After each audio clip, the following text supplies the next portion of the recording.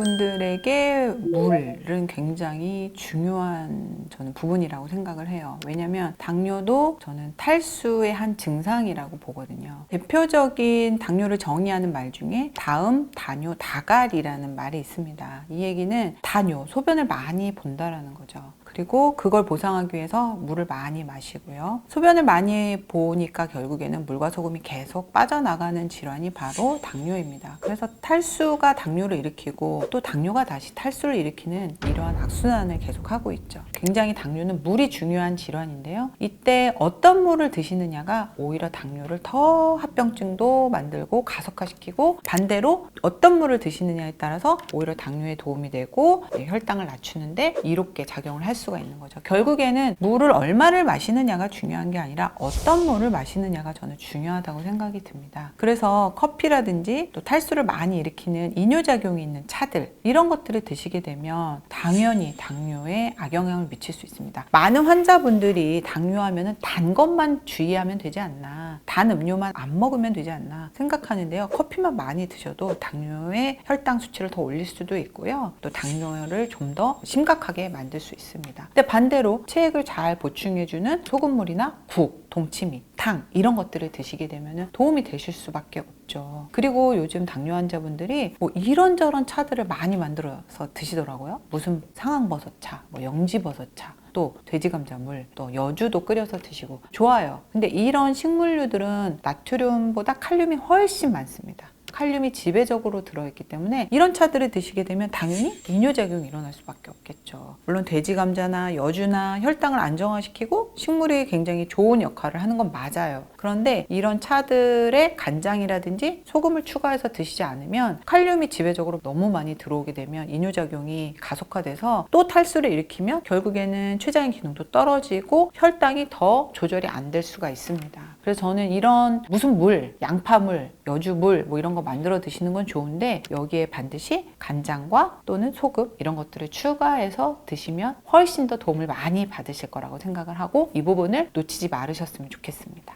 저는 첫 번째는 이제 소금물을 많이 말씀을 드리고요. 그리고 두 번째로 이제 제가 요즘 또 빠져있는 물이 있습니다. 바로 식초예요. 제가 식초를 더 많이 연구하고 제 몸에 적용을 시켜보니까 정말 식초의 효능이 너무나도 놀랍다는 생각이 들더라고요. 그래서 식초는 실제로 많은 연구가 굉장히 많이 되어 있는 굉장히 중요한 백약이라고 하죠. 음식약입니다. 식초는 탄수화물을 분해하는 아밀라제를 억제해서요. 혈당이 빠르게 올라가는 것을 제어를 해주고 혈당 스파이크를 막아주고요. 그리고 두 번째로는 글루트포라고 하는 근육에서 당을 사용하는 글루포를 활성화시켜서 근육의 당이 잘 사용되고 이용될 수 있게 도와주죠. 그러니까 약으로 따지면 메트폴민과 같은 그런 역할을 한다고 보시면 되고요. 그리고 세 번째로는 AMPK라는 경로를 활성화시켜서요. 지방대사도 촉진시켜주고 당대사도 굉장히 활성화시켜줍니다. 식초를 잘 활용해 보시면 좋을 것 같은데요. 식초가 많은 분들이 속이 쓰려서 못 드신다고 하시는 분들이 있어요. 그래서 저도 사실은 식초 먹는 게 살짝 두려울 때가 있거든요. 막 공복이라든지 이럴 때. 근데 가능하면 음식 드시기 전에 공복에 희석해서 한 잔 정도 드시면 좋은데 이게 두려운 분들은요. 저는 어떻게 먹고 있냐면 모든 음식에 식초를 조금씩 먹고 있습니다. 그래서 뭐 국이든 반찬이든 살짝살짝 넣으면 맛에 큰 지장을 주지 않고요. 두 번째로 식초를 가장 똑똑하게 먹는 거는요. 식초가 콩을 만났을 때예요. 바로 식초콩, 초콩인데요. 콩도 정말로 혈당 스파이크와 혈당을 조절하는데 너무나도 정말 당뇨를 위한 재료잖아요. 근데 이게 식초랑 만났으니까 얼마나 더 대단하겠어요. 그래서 저는 초콩 정말 잘 활용해 보시면 좋을 것 같고, 그리고 또 해조류와 식초를 한번 만나게 하는 것도 너무 좋습니다. 그래서 요즘 같은 계절에 파래 식초 무침,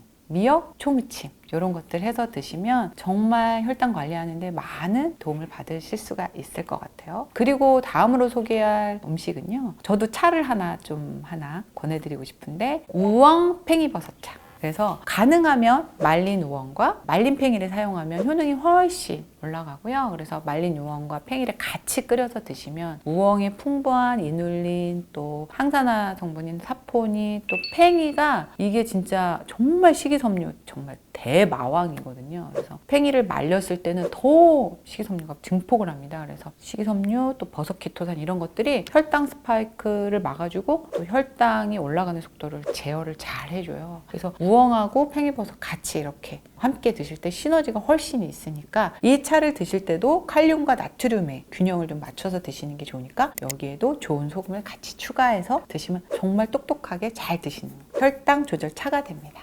제가 워낙 음식으로만 치유하는 약사다 보니까 많은 분들에게 이 혈당을 조절하는 많은 레시피들을 직접 전달하고 또 피드백을 많이 받고 있는데요. 정말 우엉팽이 버섯차만 잘 챙겨 드셔도요. 혈당 스파이크라든지 고혈당에서 굉장히 개선되는 사례가 많고 특히 아침 공복 혈당을 조절하는데 아침에 이 우엉팽이 버섯차 한 잔만 드시고 나서 식사를 하시면 정말 도움을 많이 받으신 분들이 굉장히 많거든요. 그래서 한번 꼭 활용을 해보시면 좋을 것 같습니다. 실제로 당뇨가 한 20년 정도 진행이 된 분이셨는데요. 아침 공복 혈당이 한 180, 200에 이렇게 왔다 갔다 하시는 분이었어요. 근데 제가 이 우엉 팽이버섯 차를 드시게 하고, 물론 이제 다른 부분에서 식단에 대해서도 어느 정도는 이제 케어를 해드렸지만 매일 이것만 이제 실천을 했는데 한 120에서 110 이하로 떨어지셔서 너무 이렇게 고맙다고 해주신 분이 계셨어요. 그래서 많은 분들이 다양한 노력을 하고 계시지만 그 중에 하나로 매일 실천할 수 있는 것을 하는 게 훨씬 효력이 크거든요. 그래서 말린 우엉과 말린 팽이버섯만 준비하시면 되고 만들기도 너무 쉬우니까요. 요거 한번 만들어서 꾸준히 한번 드셔보시면 좋을 것 같습니다. 제가 아무래도 이제 소금을 많이 말씀을 드리고 또 제가 주겸을 직접 이제 판매까지 하면서 교육원을 운영하다 보니까 또 제가 요즘 소금에 대한 질문을 너무 많이 받거든요. 근데 이거를 뭐 어떻게 다 해결해 드릴 방법이 없어서 주겸 건강법이라는 채널을 개설을 해서요. 요즘 이제 소금에 관심이 많은 분들, 이런 분들을 이렇게 함께 모아서 같이 연구하고 집단 지성을 키워가는 그런 채널이에요. 소금에 대해서 좀 궁금하신 점이 많거나 아직도 풀지 못할 의혹이 있는 분들 저희 채널에 오셔서 많이 또 도움을 받아가셨으면 좋겠습니다.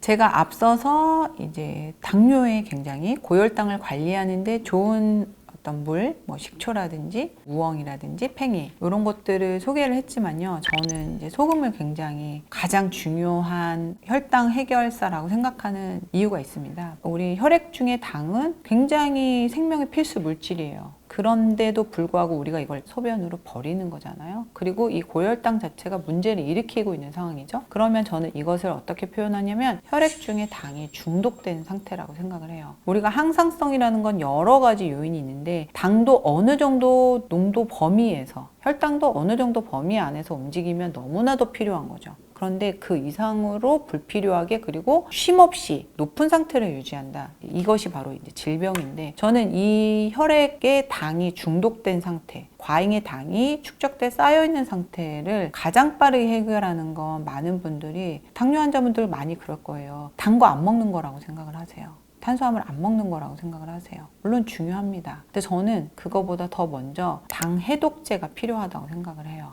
그게 바로 소금이에요. 그래서 소금과 설탕은 서로 견제와 균형을 합니다. 이런 거 한번 생각을 해보세요. 음식이 굉장히 달아요. 근데 거기에 소금을 넣으면 덜 달게 느껴져요. 직관적으로 바로 이해가 되실 거예요. 마찬가지로 음식이 너무 짭니다. 설탕을 넣으면 덜 짜게 느껴져요. 서로 견제와 균형을 이루고 있는 관계라는 거죠. 그러니까 결국에는 혈액 속에 당과 소금은 서로 균형을 이뤄야 되는데 당이 너무 폭주되어 있으니까 얘를 낮추는 것도 물론 노력도 필요하지만 소금의 양을 늘려서 같이 균형을 맞춰주는 것도 굉장히 좋은 방법이라고 저는 생각이 들거든요. 고혈당은 소금을 배출하고 탈수를 일으키지만 소금은 반대로 탈수를 치료하고 물을 끌어옵니다. 그리고 고혈당은 혈관을 막히게 하고 과잉의 인슐린이 혈관에 염증을 만들지만 소금은 염증을 없애주고 막힌 혈관을 뚫어줍니다. 우리는 혈액 중에 0.9%라는 어떤 염도를 항상 유지해야 되는 항상성이 우리 몸 전체의 건강을 유지하는 굉장히 중요한 부분인데요. 이 설탕이 항상 소금을 소비하고 낭비하게 만들기 때문에 이 0.9%라는 항상성을 무너뜨리게 하고 위협하는 요인이라는 거죠. 많은 분들이 잘못 알고 있어요. 소금을 과하게 먹자, 과잉으로 먹자라고 이해를 하세요. 절대 아닙니다. 소금 부족 시대, 즉 저나트륨 시대, 소금이 자꾸 빠져나가는 시대에 살고 있기 때문에 그 부족한 소금을 저는 채우자라는 걸 주장을 하는 거예요. 많은 사람들이 지금 우리가 소금을 과잉으로 먹을까봐 걱정을 하는데 실제로는 우리가 알게 모르게 소금이 자꾸 몸 밖으로 빠져나가서 부족해지는 위험에 처했다는 거죠. 고혈당이나 당뇨가 있는 분들은 더 소금 부족에 시달릴 수밖에 없다. 고혈당은 나트륨을 자꾸만 배출시키고 소금을 소모시킨다라는 걸 꼭 알아주시고요. 부족해질 수 있는 이 혈액 중에 소금, 또 0.9%라는 염도가 못 지켜졌을 때는 당뇨도 훨씬 심각해지지만 당뇨 합병증에 굉장히 노출될 수밖에 없는 몸이 되고요. 그냥 항상성이 무너지면 어디 하나 피해를 보지 않는 곳이 없다고 생각하시면 돼요. 소금이 몸에서 많이 빠져나가니까 이 부분을 보상적으로 챙겨서 먹어줘야 된다. 이 부분을 강조하는 것이라고 이해해 주시면 좋을 것 같고요. 앞으로도 내가 고혈당 상황, 탄수화물을 많이 먹고 있거나 아니면 당뇨가 있거나 하면 반드시 소금 부족이 있을 수 있겠구나라는 생각을 해주시고 이것을 보충해야 되겠구나 이렇게 이해해 주시면 좋을 것 같습니다. 무엇을 먹어야 하느냐, 뭐 되게 어려운 문제죠. 근데 이제 중요한 포인트 하나만 말씀드리면 아침은 꼭 먹어라. 저는 그 얘기는 하거든요. 사실 아침을 거르시는 분들은 많은데요. 아침을 거르게 되면 점심때의 끼니가 여러 가지 당 지수가 높아질 수밖에 없는 상황이 되거든요. 양도 많이 먹게 되죠. 그러면 아침을 먹으면 뭘 먹습니까? 얘기를 하는데 의외로 제가 효과를 봤던 음식은 첫째 삶은 달걀입니다. 그래서 삶은 달걀을 간단히 먹어서 일단 단백질은 어느 정도 충분히 미리 먹어둬야 나중에 이제 점심 저녁 때 먹었던 음식이 당 지수가 그렇게 올라가지 않는다. 그래서 단백질을 갖다가 아침에 꼭 먹는다면 이 삶은 달걀을 먹는 게 중요하다고 생각하고요. 근데 삶은 달걀을 그냥 먹기에는 좀 그렇다면 김이 있지 않습니까? 그래서 김밥용 김 같은 거에 싸 먹거나 그렇게 먹게 되면 삶은 달걀을 먹는 게 그렇게 어렵지 않게 먹게 되는 하나의 팁이 될 수 있다고 볼 수 있고요. 근데 그럴 때 이제 방법 중에 하나는 뭐 김밥김을 펼쳐놓고 삶은 달걀을 이렇게 좀 으깨서 마치 밥 대신에 탄수화물이 아니고 이 단백질 덩어리인 삶은 달걀을 김밥으로 싸서 먹는 뭐 그런 것들을 환자들한테 좀 추천하기도 하고요. 그 다음에 또 이제 섬유소가 많은 이제 음식을 먹으라고 얘기를 하면서 되게 이제 양배추 같은 걸 삶아뒀다가 조금씩 그걸 갖다가 잘라서 아침에 먹을 만큼 이렇게 드셔서 잘라서 먹는 그런 것들을 갖다가 이제 환자들한테 추천을 했는데요. 그런 분들 보게 되면은 한 2-2달, 석 달이 있다가 당활효소나 이런 것들이 같은 약을 썼는데도 불구하고 훨씬 더 좋아지는 그런 결과를 보고 나서 사실 이런 것들이 의외로 환자들한테 아주 사소한 거지만 이 당뇨병을 개선시킬 수 있는 좋은 방법이라고 생각합니다. 당뇨병 환자들이 이제 설탕 대신에 꿀을 먹으면 어떻겠습니까? 라고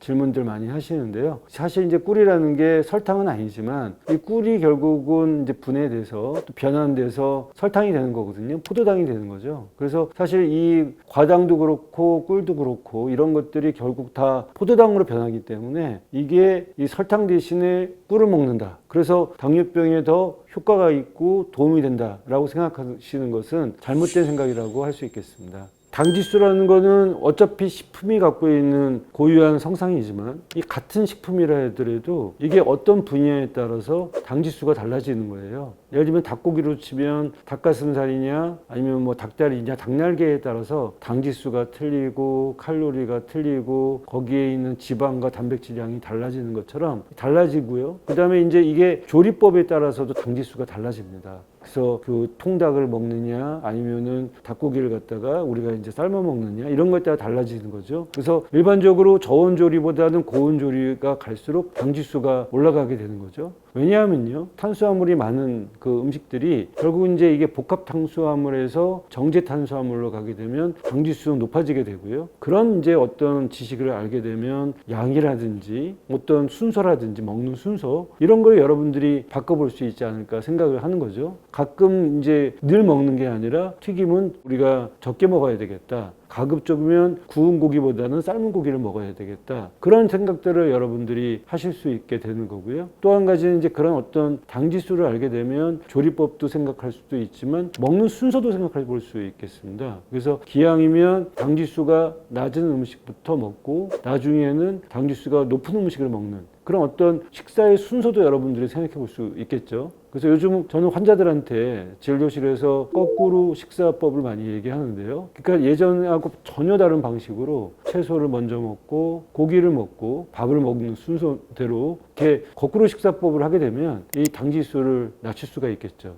과일도 뭐 생과일을 먹고 껍질째 먹으면 당연히 섬유질도 있고 그러니까는 당지수가 떨어지게 되겠지만 이걸 갖다가 이제 갈아 먹는다든지 주스를 먹는다든지 제일 안 좋은 것은 말린 과일을 먹는다든지 곶감 같은 거 이렇게 되면 결국은 당지수가 높아지게 되는 거죠. 그래서 결국은 음식을 어떻게 먹느냐가 나의 모습이다 이런 얘기를 하잖아요. 네가 먹고 있는 것이 바로 너의 모습이라는 얘기를 하는 것처럼 여러분이 지금 보시고 있는 이 영상을 보고 여러분이 지금 드시는 그 음식이 곧 여러분이라는 생각을 하셔야 되는 거죠. 그래서 되게 우리가 이제 음식을 먹을 때도 이런 개념을 갖고 음식을 갖다가 먹고 선택하면 사실은 내 건강을 내가 지킬 수 있다 이렇게 생각할 수 있겠습니다.